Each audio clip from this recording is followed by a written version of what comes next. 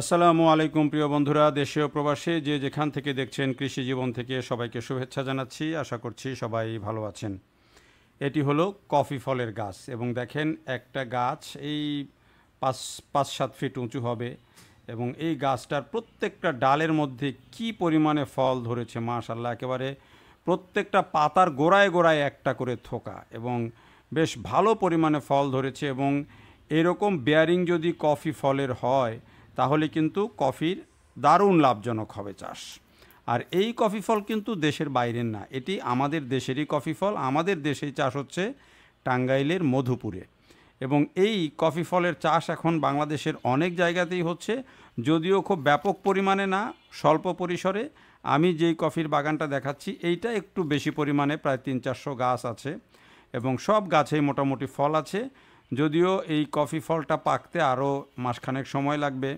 তো এই ভিডিওটাও আমি আরও কয়েকদিন আগে ধারণ করেছি, অক্টোবরের দিকে নভেম্বরের দিকে গিয়ে কফি ফল পাকে। এবং এই যে কফির চাষ বাংলাদেশে শুরু হয়েছিল যেখান থেকে, সেই মধুপুরে সারোয়ার কৃষক সারোয়ার ভাই, সানোয়ার ভাই তিনি এই কফির চাষ শুরু করেছিলেন। এবং এখন কিন্তু তার গাছগুলো আস্তে আস্তে বড় হচ্ছে, ফলের পরিমাণও বাড়ছে। কিন্তু এই যে কফি চাষে ফল হচ্ছে, অনেকেই চাষ করছেন, আমি আরও ভিডিও দিয়েছি, সেগুলো দেখে বহু মানুষ চারা নেওয়ার ব্যাপারে আগ্রহ প্রকাশ করছেন। যদিও আমি চারা বিক্রি করি না, বা আমি যেসব ভিডিও দেই সেটি একজন সাংবাদিক হিসাবেই আমার আগ্রহ থেকেই দিই, যাতে মানুষ জানতে পারে, তারপরে সেটি সম্পর্কে জেনে যদি সে মনে করে যে এটির চাষ করবে, সেটি তার ব্যাপার, সে করতে পারে। কিন্তু আমার কাছে কোনো চারা মিলে না, এটা হচ্ছে বাস্তবতা। তো এই যে কফি ফলের চাষ বাংলাদেশে শুরু হয়েছিল 7-8 বছর আগে, সেটি এখান থেকেই শুরু হয়েছিল এবং এখনও এই বাগানটাতে ভালোই ফল হচ্ছে মোটামুটি। এখন প্রশ্ন হচ্ছে যে বাংলাদেশের অন্যান্য অঞ্চলে কফির চাষ হবে কিনা, বা অনেকেই যে নক করছেন কফি ফলের চারার জন্য, সেটি আসলে যৌক্তিক কিনা, বা আপনি কফি ফল চাষ করবেন কিনা, এটা হচ্ছে একটা বড় প্রশ্ন। তো আমি এই কৃষকের সাথে কথা বলেছি, আরও অনেকের সাথেই কথা বলেছি। যদিও কফির ফল এখানে খুব ভালো হচ্ছে, কিন্তু এটি যে সব জায়গায় এই কফির ফল বা এমন ফলন হবে, এটি কিন্তু ভাবার কোনো কারণ নেই। কফি ফল চাষের জন্য কিছু মাটির কিছু বৈশিষ্ট্য লাগে, গুণাবলী লাগে, যেগুলো না হলে কিন্তু কফি ফল খুব ভালো হয় না। যেমন এই যে টাঙ্গাইলের মধুপুরের যে মাটি, সেই মাটির কিন্তু একটা বৈশিষ্ট্য আছে, একটা গড়ের মাটি, কিছুটা উঁচু নিচু জমি, এই কিছুটা লাল মাটি, হ্যাঁ, এই ধরনের মাটি কিন্তু হচ্ছে, বা কিছুটা পাহাড়ি মাটি যেগুলো, সেগুলো হচ্ছে এই কফি ফল চাষের জন্য উপযোগী। এবং বিশ্বের বিভিন্ন দেশে যে কফি হয়, সেটিও কিন্তু এই উপযোগিতা নিয়েই হয়, মাটির গুণাগুণ কিন্তু লাগে। এই হচ্ছে একটা বিষয়। ফলে আপনি সব জায়গাতে কফি চাষ করতে যাবেন না।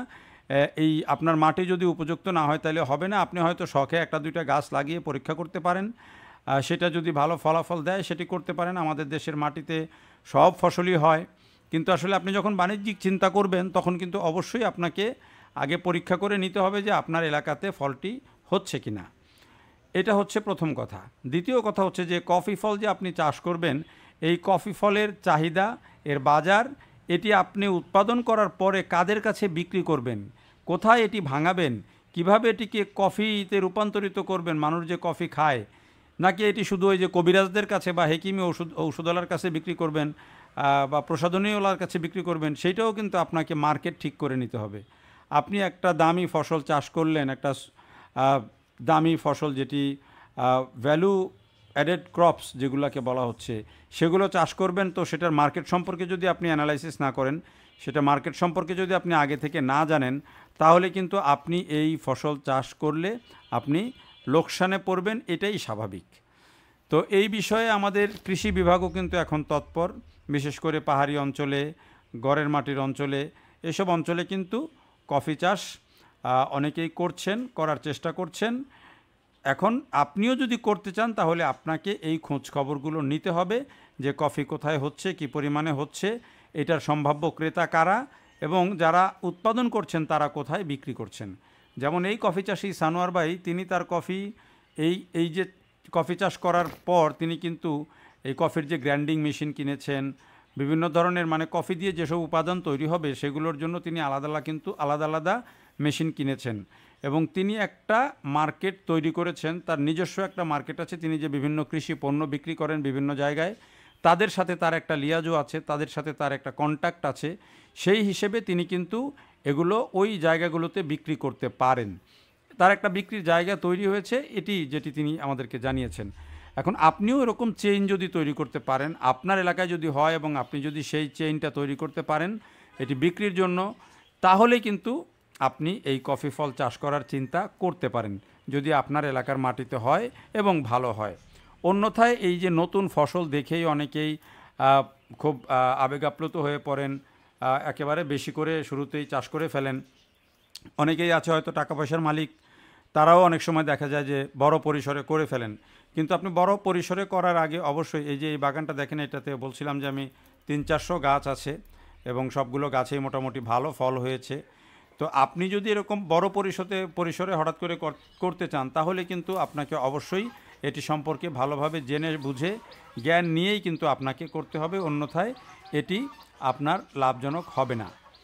এখন আরেকটা প্রশ্ন আসছে যে এই যে কফি যারা উৎপাদন করে, একটা এলাকায় যদি একটু বেশি পরিমাণে উৎপাদন হয়, কৃষি বিভাগ থেকে আপনি হয়তো বিভিন্ন ধরনের সহযোগিতা পাবেন, যেমন গ্রাইন্ডিং মেশিন বলেন বা অন্যান্য যে উপাদান বা বিপণনের ক্ষেত্রেও তারা কিছুটা সহযোগিতা করতে পারে।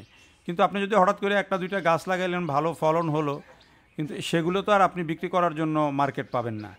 হ্যাঁ, একটা হইতে পারে যে আমাদের দেশে কিন্তু অনেকেই আছেন যে উদ্ভাবনী চিন্তা, উদ্ভাবনী শক্তি কিন্তু কাজ করে। অনেকের মাথার মধ্যে হয়তো এটি চলে আসবে যে ভাই, এই যে কফি আমাদের যেটুকুই উৎপাদন হচ্ছে, আমি যদি আমার বাসায় 2-5টা গাছ লাগিয়ে যদি কফি ফল হয়, তাহলে সেই কফি ফলটাকে আমি আমার বাড়িতে বা আমার আশপাশের দোকানে আমি কিভাবে খাওয়াতে পারি, এই চিন্তাটা কিন্তু আপনি আনতে পারেন কিভাবে, যে এটিকে কিভাবে ব্লেন্ড করলে বা এটিকে কিভাবে পাউডার করলে এটি আমরা যে কফি খাই সেই কফির মতো হবে এবং এটিকে আমরা সেই কফির দোকানে এটিকে বিক্রি করতে পারবো, সেই দিকটা কিন্তু আপনাদেরকে অবশ্যই ভাবতে হবে। যদি এরকম কোনো উদ্ভাবনী চিন্তা যদি মাথায় আনতে পারেন এবং এরকম কোনো উদ্ভাবনী প্রক্রিয়ার মধ্যে যদি যেতে পারেন, তাহলে কিন্তু আপনি একটা ভালো সাফল্য আনতে পারেন। সেক্ষেত্রে আপনি বাংলাদেশে অন্যান্য যারা কফি চাষ করছে তাদের জন্যও কিন্তু একটা মার্কেট তৈরি করতে পারেন। ফলে আমার একটা অনুরোধ থাকবে যে অনেকেই কফি চাষ করার আগ্রহ প্রকাশ করছেন, কফি চাষ করতে চাইছেন, করছেন। আপনারা প্রথমে 1-2টা গাছ, 5টা গাছ, 10টা গাছ আপনারা রোপণ করুন বাড়ির কাছে। সেটি যদি ভালো ফল দেয়, তারপরে আপনি বাণিজ্যিকভাবে করেন। আর সবাই একটু চেষ্টা করেন যে এই যে কফির দানাটা হচ্ছে, এই কফির দানাটাকে আমরা কিভাবে আমাদের লোকালি এটাকে কাজে লাগাতে পারি, আমার পাড়ার দোকানে, আমার শহরের দোকানে কিভাবে এটিকে সেল করতে পারি এবং ওই পাড়ার দোকান বা শহরের দোকানে এটিকে কিভাবে বিক্রি করতে পারি, তাহলে কিন্তু আপনি এটার মার্কেট ধরতে পারবেন। আপনি পেঁপে যদি উৎপাদন করেন, পেঁপে কিনে নিয়ে খাচ্ছে আপনার এলাকার লোক বা অন্য জায়গায় দিচ্ছেন। আপনি ড্রাগন উৎপাদন করেছেন, সেটা আপনি বিক্রি করতে পারছেন। আপনি বাংলাদেশে আঙুর উৎপাদন করছেন, আপনি বিপণন করতে পারছেন। এখন কফি যদি বিপণন করতে না পারেন, বাংলাদেশের মানুষকে যদি খাওয়াতে না পারেন, তাহলে কিন্তু আপনি কফি চাষ করে খুব বেশি আশাপ্রদ কিছু করতে পারবেন না, যদি আপনার ওই মার্কেট চেইনটা না থাকে। তো আমার বিশ্বাস যে আপনারা যারা কফি চাষ করতে চান, তারা এসব খোঁজখবরগুলো নিয়ে ভালোভাবে জেনে তারপরে কফি চাষ করুন। টাঙ্গাইলের মধুপুরে সানোয়ার ভাই, তিনি কিন্তু একজন ভালো উৎপাদক, তিনি জানেন কিভাবে কফি উৎপাদন করতে হয়। দিনাজপুরেও একজনকে দেখেছিলাম করেছেন, তারটার অবস্থা কি জানি না এখন। আর পাহাড়ি অঞ্চলে এখন অনেকেই করছেন, পাহাড়ি অঞ্চলে হচ্ছে, যেগুলো একটু গরম পাহাড়ি মাটি, সেখানে ভালো হচ্ছে।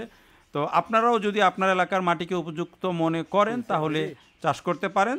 তবে তার আগে যে কথাগুলো আমি বললাম, সেই বিষয়গুলো কিন্তু অবশ্যই আপনাকে জেনে এবং মেনে কিন্তু কাজ করতে হবে। তো আমরা আশা করি যে এই ভিডিওটা আপনাদের কাজে লাগবে। দেখার জন্য সবাইকে অনেক ধন্যবাদ। ভালো থাকবেন সবাই, কৃষি জীবনের সাথে থাকবেন। আল্লাহ হাফেজ।